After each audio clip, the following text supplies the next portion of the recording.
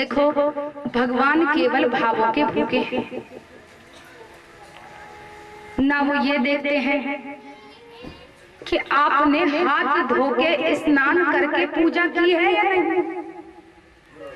अगर वो ऐसा देखते होते तो भील, निषाद पूरी ऋतु सर्दी की नहाते नहीं।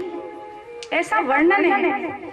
जब मेरे श्री राम भगवान वहां गए तो उन्होंने भीलों को अपने गले लगाया, जो पूरे 6 महीने 4 महीने नहाते ही नहीं।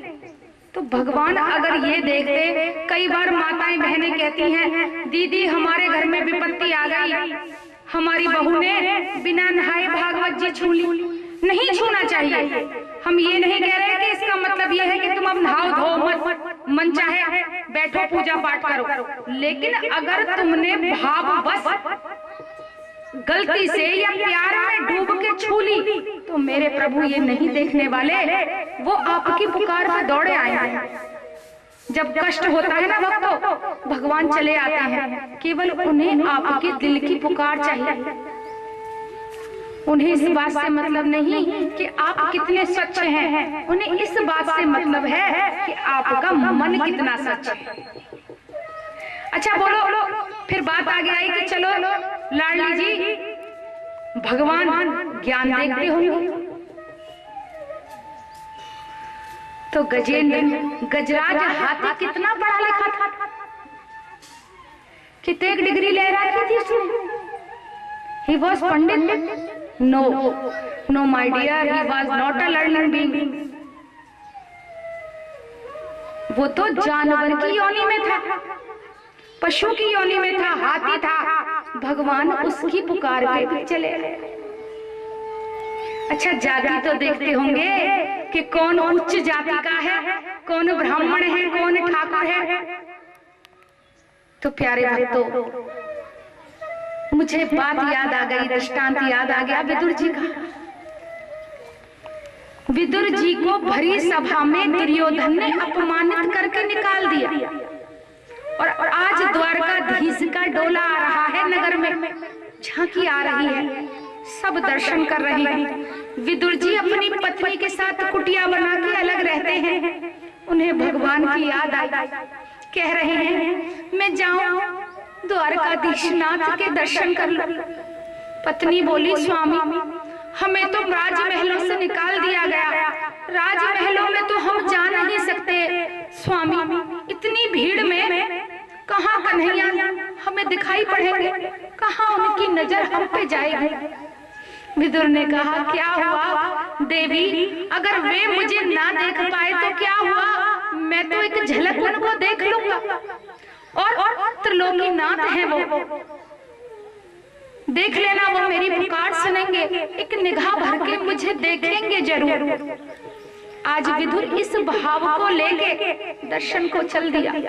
प्यारे भक्तों, भगवान सभा में बैठे हैं, भीड़ लगी है हजारों की, और वहां छुप के विदुर जी झांक रहे हैं, हे दीनानाथ मुझे अपनी एक झलक दिखा दो। और जैसे ही करुण पुकार करी तो भगवान के दर्शन हो, मन में हिलोर उठ गई। हरे कन्हैया, काश मैं तुम्हारी कुछ सेवा कर पाता। मन में विदुर जी सोच रहे हैं, और भाव द्वारकानाथ को पता चल गया। दुर्योधन ने कहा, प्रभु मैंने आपके स्वागत में बहुत सारी मेवाओं का, मिष्ठानों का बढ़िया भोग बनवाया है, 56 भोग बनवाया है। लेकिन भगवान बोले, नहीं, आज मैं अपने भक्त विदुर के घर जाऊंगा। जैसे ही बंधुओं विदुर जी ने ये बात सुनी, उनकी आंखों से आंसू छलक पड़े। अरे कन्हैया, मैं तो कुटिया बना के रहता हूँ, अरे मेरे लाडले, मेरे पास तुझे खिलाने के लिए आज कुछ नहीं है। कभी की पुरानी कोई मुद्रा हाथ में रह गई थी, उसको बेचा, और तुरंत ही उसको बेच के भगवान की तैयारी को, देखो मैं कुछ खाने पीने की वस्तुएं लेके आता हूँ, तब तक तुम घर को स्वच्छ कर लो, सजा लो। आज हमारे सांवरिया आएंगे, आज वो हमारे घर पे भोजन करेंगे। जब विदुर पत्नी ने ऐसा सुना तो उसकी आंखों में आंसू आ गए। आज अश्रुओं से उसने अपने घर को लीप दिया। आंसू गिरते जा रहे हैं और लिपता जा रहा है आंगन। थोड़े से फल कहीं से मांग लाई, केले की फली ले आई।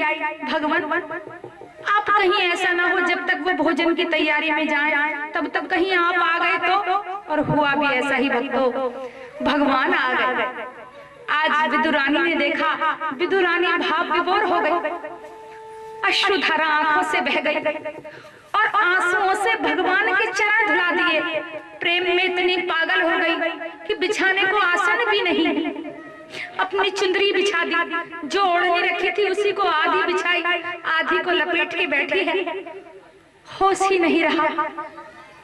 भगवान को प्रेम से आज केले खिलाने के लिए केले छीलने लगी और प्यार में पागल होके भगवान को छिलके खिलाने लगी और केला एक तरफ फेंकती गई।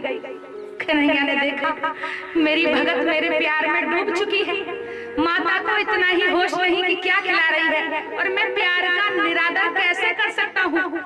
प्यार को तो स्वीकार करना ही पड़ेगा। आज कन्हैया केले के छिलके खा रहे हैं, बड़े प्रेम से खा रहे हैं। तभी तो कहा है सबसे ऊंची प्रेम सगाई, सबसे ऊंची प्रेम सगाई, सबसे ऊंची प्रेम सगाई, सबसे ऊंची प्रेम सगाई। दुर्योधन की मेवा त्यागी, दुर्योधन की मेवा त्यागी, दुर्योधन की मेवा त्यागी, दुर्योधन की मेवा त्यागी। साग विदुर घर खाई, सागर ढोई, सबसे ऊंची प्रेम सगाई, सबसे ऊंची प्रेम सगाई, सबसे ऊंची प्रेम सगाई। बोलिए श्री बांके बिहारी लाल की जय। इधर विदुर जी आए, हाथ में भोजन की सामग्री है और भगवान जैसे ही विदुर जी ने देखा चरणों में गिर गए। अरे भगवान आपका स्वागत कुछ हुआ है कि नहीं? मैं तो सामग्री लेकर ही आया, तब तक तो नाथ आप आ गए। तो भगवान कहते हैं कि भाव का भूखा हूँ मैं और भाव ही एक सार है, और जो भाव से भजता मुझे उसका बेड़ा पार है। ऐसा कहके मेरे कृपा निधि भगवान आशीर्वाद देकर चले गए।